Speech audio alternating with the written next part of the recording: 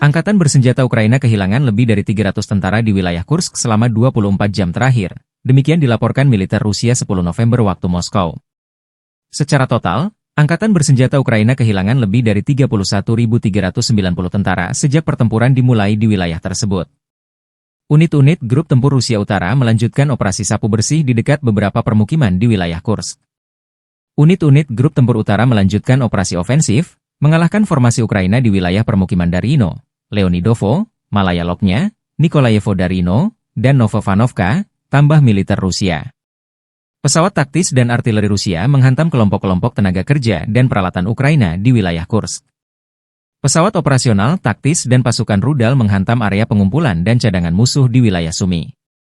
Operasi untuk menghancurkan pasukan Ukraina terus berlangsung.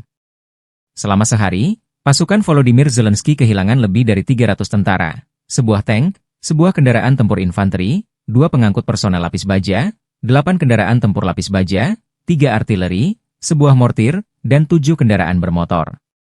5 prajurit Ukraina menyerah sebagai tawanan perang.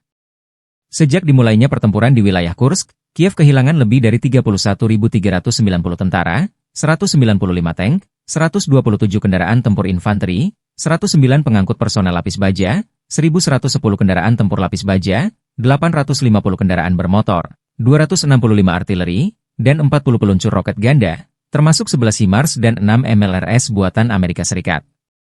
Perkembangan lain, 13 warga Rusia yang mengungsi dari wilayah Kursk telah ditemukan di wilayah Sumy, Ukraina. Negosiasi mengenai kemungkinan pemulangan mereka sedang berlangsung, Komisioner Hak Asasi Manusia Rusia Tatiana Moskalkova mengatakan kepada wartawan.